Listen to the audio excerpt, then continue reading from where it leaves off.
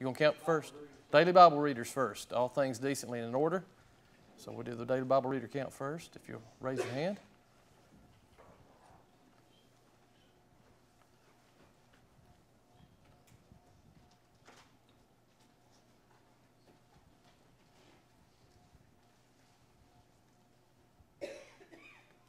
Can you remember that number, Barry? Yeah. Okay, you got it? Now, you raise your hand if you need a book. Yeah, raise.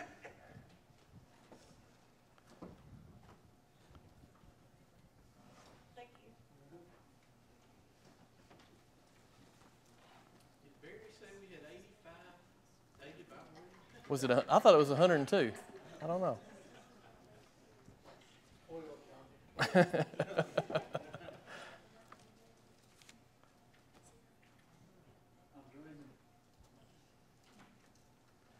Barry, would you mind leading us in a word of prayer before we start? Heavenly Father, we thank Thee so much for all You blessed us with, Heavenly Father. And now as we're about to study Thy Word, Heavenly Father, we pray that You would help Chris as he delivers it to us. And help us, Heavenly Father, to listen attentively and take the Word that has power beyond our imagination, Heavenly Father, into our hearts, so we may use it to change our lives and change the lives of others. Forgive us our sins. In Christ's name we pray. Thank you, Barry. We're on lesson 12 in the book, which is page 137, Jesus' death and burial. What I would consider to be the central event of the Bible, and in my opinion, the central event of human history. Everything that happened before this event pointed towards it, and everything in the Scriptures points back to it afterwards. And every individual who has lived since then has been affected by it, because every individual who has lived since the death, burial, and resurrection of Jesus has had, through Him, the possibility, the opportunity to have eternal life in heaven. Now, many will not choose to accept that. In fact, most will not choose to accept it. You know, the Bible talks about a broad way and a narrow way, and we know that most will go that broad way because it's easier, it's more convenient, but certainly every individual has that opportunity because of what Jesus did. And as I thought about this lesson, I thought, well, how do you say something that hasn't been said before about the death of Jesus and the burial of Jesus? And it's probably unlikely that I will. It's probably not very likely that I'll say anything new or that you haven't heard before, but I think it's good for us to pause and study such things, because again, it's such an important event, and so often we talk about, just in passing, the fact that Jesus died for us, and we say it just sometimes so quickly that we don't always stop and really think about, well, He didn't just die. He suffered the most cruel death that human beings could imagine, and He did it willingly. And He did it all the while knowing that He didn't deserve what He got. You know, this punishment was reserved for the most hardened criminals, and of course that didn't apply to Jesus. It's an event that had been prophesied in the Old Testament, and we'll see that this morning, but it had also been prophesied by Jesus Himself throughout Mark. We've been studying the book of Mark all quarter.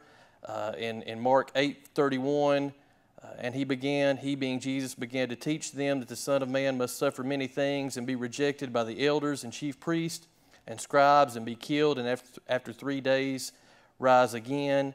Again in chapter 9, verse 31, the Son of Man is being betrayed into the hands of men, and they will kill Him, and after He is killed, He will rise the third day. He said later on, behold, we are going to Jerusalem, and the Son of Man will be betrayed to the chief priests and to the scribes, and they will condemn Him to death and deliver Him to the Gentiles. And they will mock Him and scourge Him and spit on Him and kill Him, and the third day He will rise again. Jesus knew what was coming and tried to prepare His disciples for what was coming, although it seems they really didn't grasp the full nature of what was going to happen, but He knew. But just because He knew doesn't mean that He was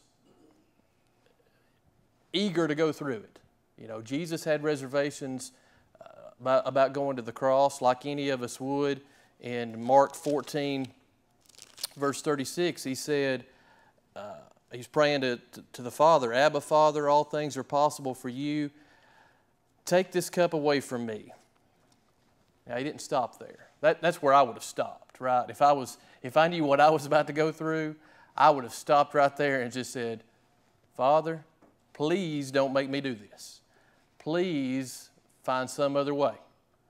But Jesus prayed really what we should pray, nevertheless, not what I will, but what you will. That was ultimately what Jesus was about, was doing what God sent him here to do. And by going to the cross, he certainly did that. It's interesting as we've studied Mark that so much of the book deals with a 1 week time period, really a 6-day time period. If you start at chapter 11 and go through chapter 15, you're looking at 6 days.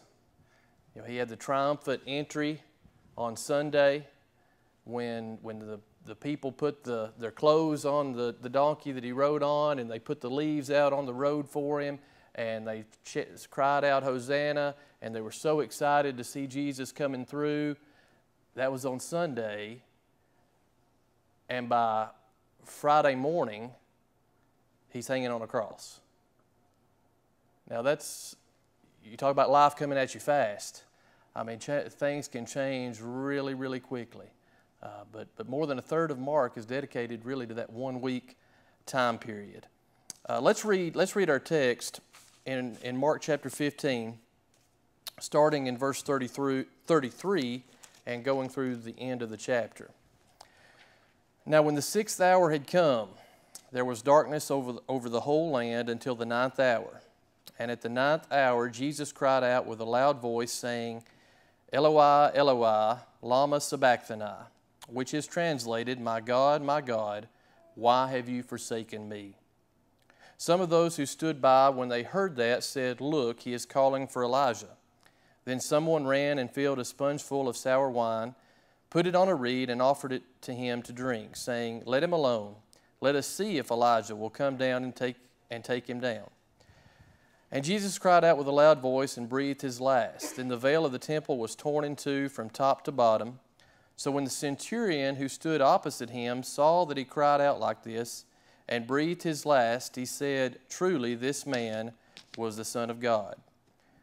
There were also women looking on from afar, among whom were Mary Magdalene, Mary the mother of James the Less and of Joseph, and Salome, who also followed him and ministered to him when he was in Galilee, and many other women who came up with him to Jerusalem.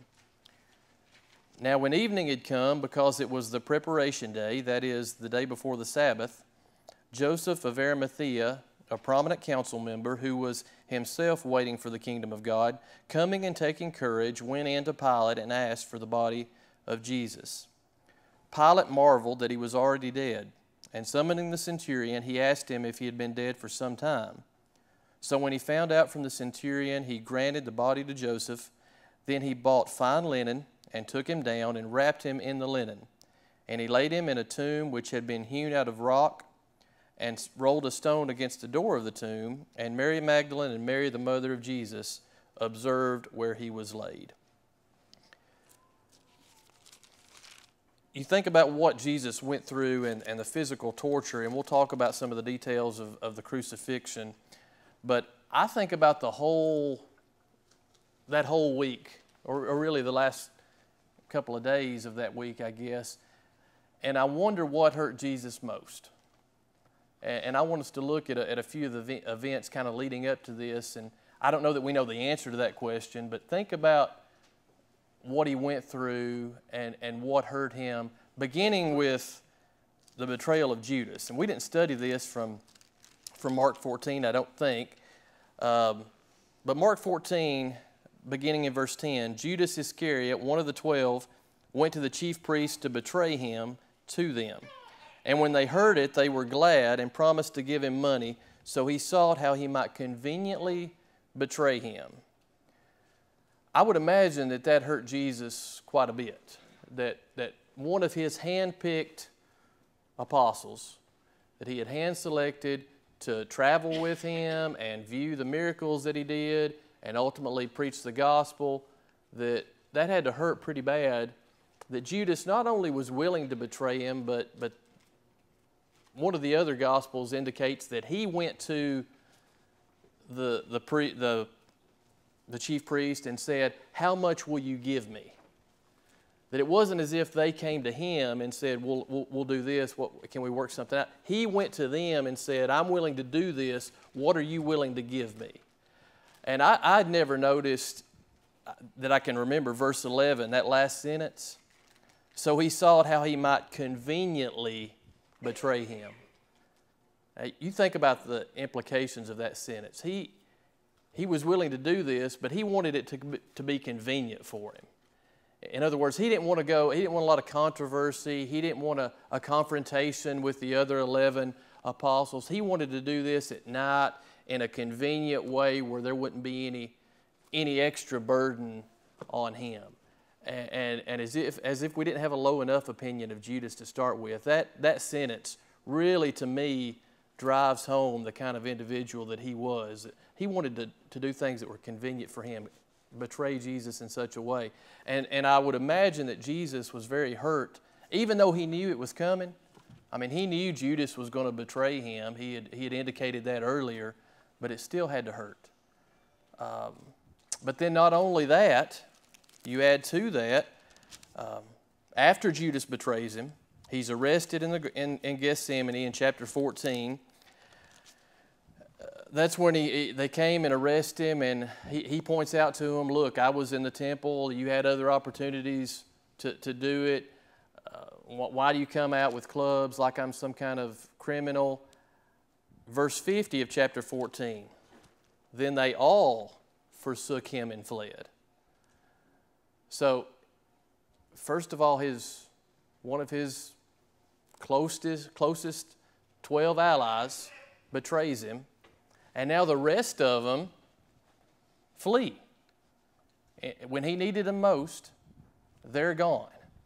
And if that wasn't bad enough, then you have Peter denying him 3 times. Later on in chapter 14, he denies him 3 times, and Luke's account mentions that after that rooster crowed the last time, that Jesus looked at him.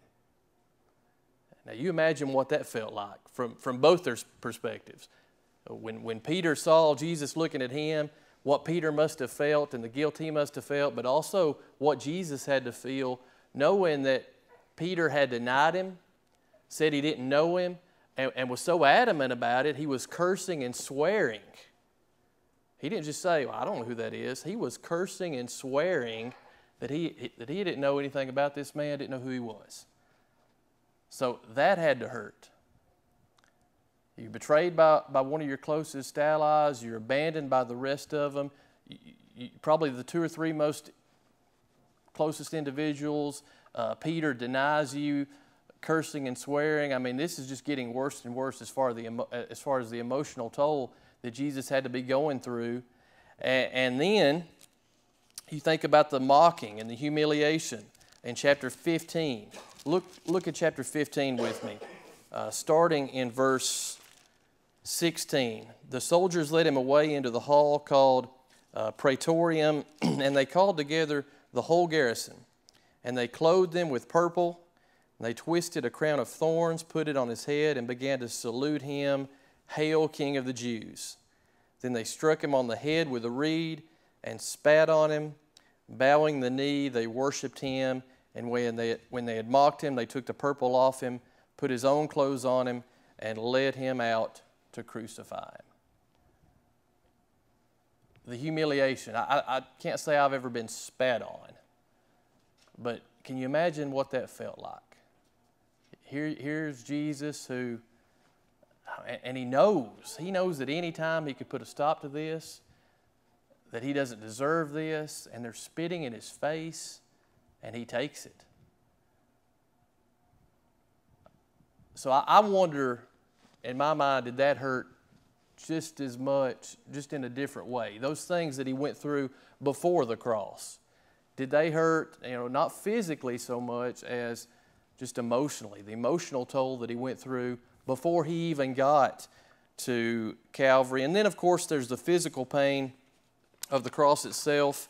In page 141 of our book, Brother Webster quotes from Wayne Jackson talking about the crucifixion and what the victim actually went through, being subject to a beating with a 3-thong whip. So this is beforehand, before they even crucify Jesus. They beat him with a whip that's plated leather with bones and metal tied in to the whip.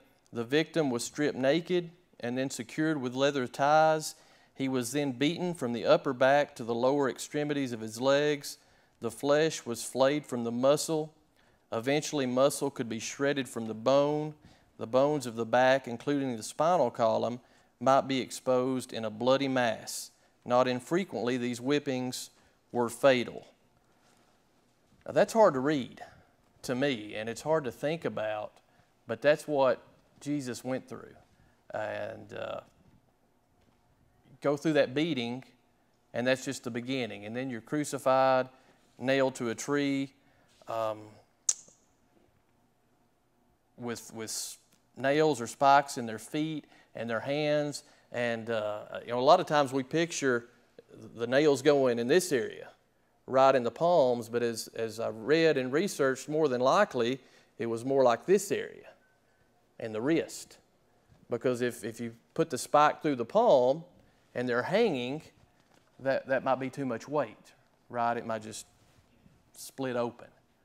And so instead, they would drive spikes between these bones on either side of the wrist, through those tendons, through those muscles.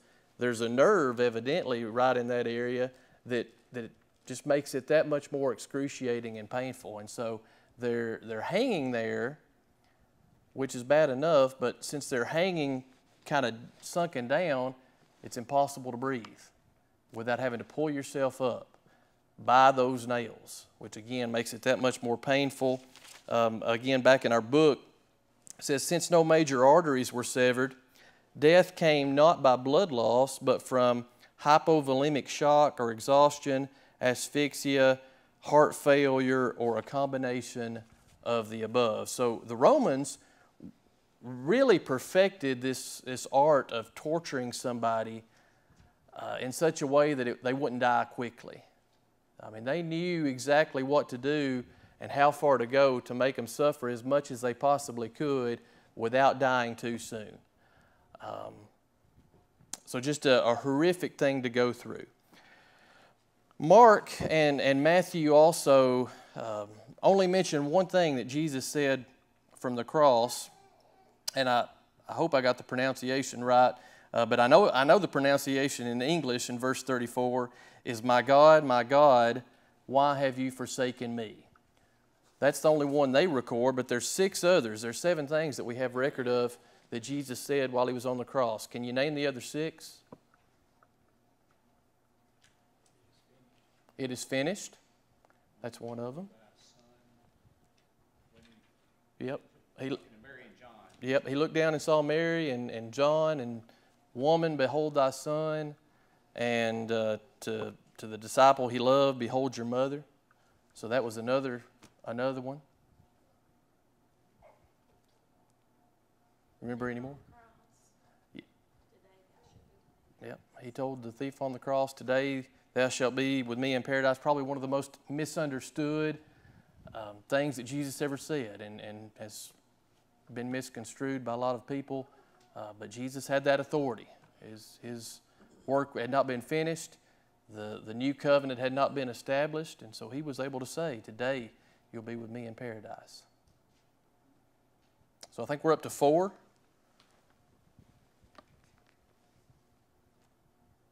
Remember any more? To me, that may be the most powerful thing that he said. "Father, forgive them, for they know not what they do." You think about what we've described that he went through and the fact that he was innocent. I mean, it was one thing to do such torturous things to somebody who was guilty. I mean, it was one thing for those robbers that hung on either side of him, of Jesus, to have to go through those tortures, but all Jesus had done was go about doing good. He raised kids from the dead. He healed sick people. He cast out demons. And this is how they treated him. And yet he was willing to say, Father, forgive them, for they know not what they do. Which makes me feel really, really low when I think about some of the grudges that I'm tempted to hold towards people. I mean, that really drives home the fact that if Jesus can forgive that, I better be able to forgive people who I feel like maybe have done me wrong. Let's see. He also said, I thirst, which tells you what about Jesus? He was human. Yeah, he was human. He had those. He felt every bit of it, just like we would have. And finally, Father, into your hands I commit my spirit. So those are the things that Jesus said. And the one that Mark mentions again was, my God, why have you forsaken me?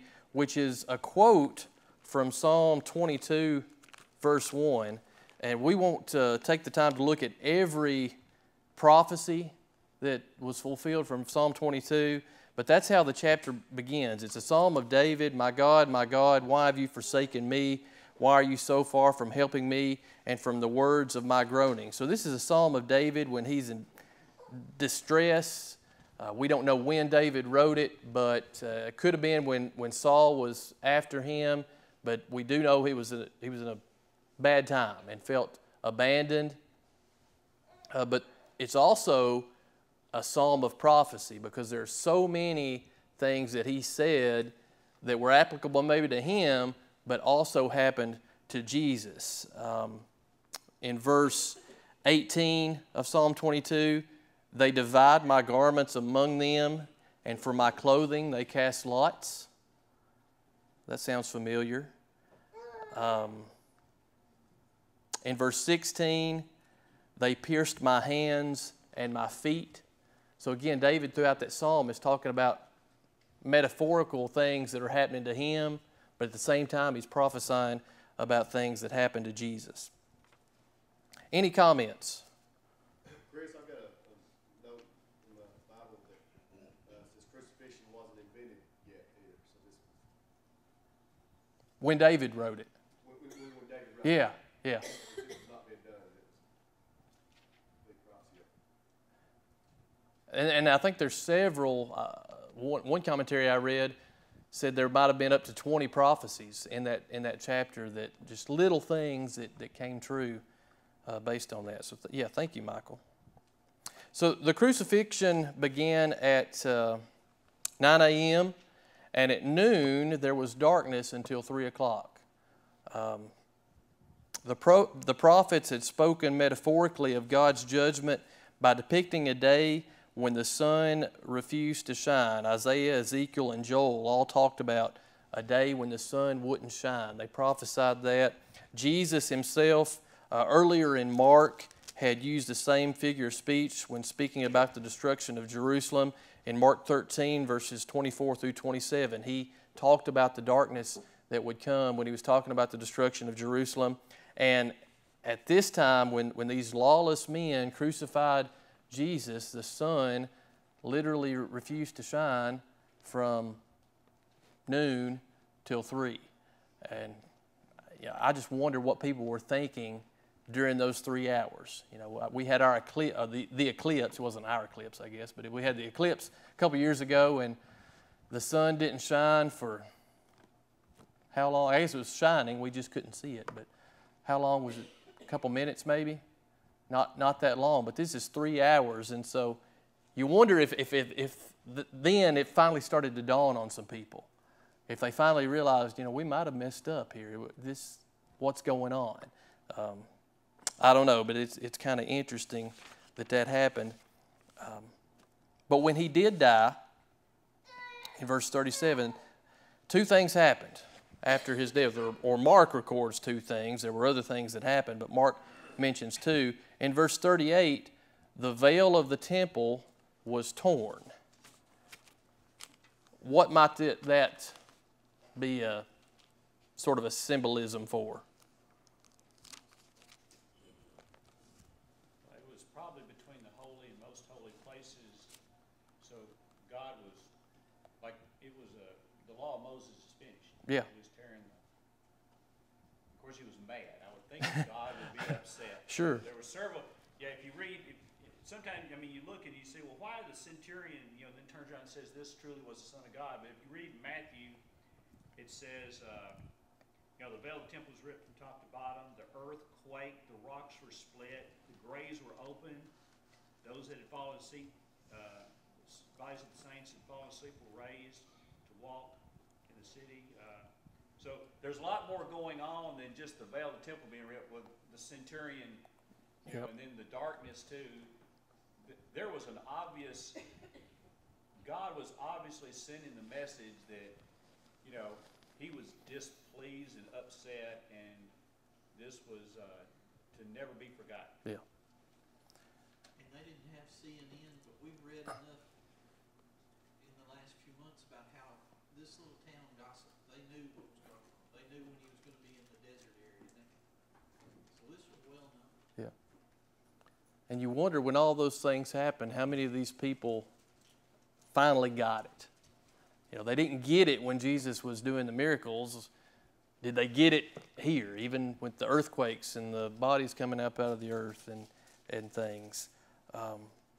Hebrews 10, verse 20, talking about the veil of the temple tearing, by a new and living way which he consecrated for us through the veil that is his flesh. And so Barry alluded to the most holy place in the temple. There was a veil between the high place and the most high place, right? And so only the high priest and only certain times of the year would go beyond that veil. Well, metaphorically, now the veil has been torn in two. Could be partially not only God being displeased, which is probably part of it, but also the fact that the old law is being done away with. And now there's going to be a new covenant that is going to be established. The Jews who were generally responsible for Christ being crucified had enjoyed a place of prominence, of a special place. They were the special chosen people, and their days of being the only ones with access to God were coming to an end. And the other thing that Mark mentions is that centurion, and it's interesting that he recognized what so many experts had missed. Now, it took a lot of events for him to recognize that, with the earthquake and the darkness and all that. But he confessed that we have crucified, this is the Son of God, which, again, the chief priests, the scribes, the Pharisees, the Sadducees, those people who should have been experts in the law, they should have been the ones to recognize Jesus a lot earlier. It shouldn't have taken this event for people to recognize that Jesus was the Son of God, and that all those prophecies in the Old Testament, some of which we mentioned in Psalm, had finally been fulfilled. Quickly, a little bit about the burial. Joseph came, and Mark mentions in verse 43, taking courage. It took courage to go and request the body of Jesus, because that put him directly at odds with other prominent citizens, and really could have been a difficult position for him. But what I noticed was his generosity. In verse 46, he bought fine linen and took him down and wrapped him in the linen and then laid him in the tomb. It was a new tomb, the other Gospels tell us. So he didn't take shortcuts. He gave Jesus the best. And when I'm tempted to give Jesus the leftovers, my leftover time, when I get done checking Facebook, I'll read my Bible. If I have enough time at the end of the week after I do what I want to do, I'll make time to do something for Jesus. I can look at Joseph of Arimathea, and he didn't give the leftovers. If I have any money left at the end of the week, on Sunday, I'll give some to Jesus. He gave him the fine linen, put him in a new tomb, spared no expense to take care of the body of the Lord. Any comments as we wrap up? You could take also from that, I always wonder where it came from. I heard somewhere secularly that they probably scourged Jesus too much. You know, and I don't know where I heard that or saw that. But anyway, if you look here, it said that Pilate was, you know, he was already dead. Yep. Pilate said, well, most people wouldn't be dead. So that kind of loses the fact that they had punished him, you know, during some of those things more than they did the normal robber. Good point. Very good point. There's a lesson, and I'll end with this. There's a sermon I've heard that talks about at the foot of the cross. And it talks about these women and other people that were at the foot of the cross and the things that they saw.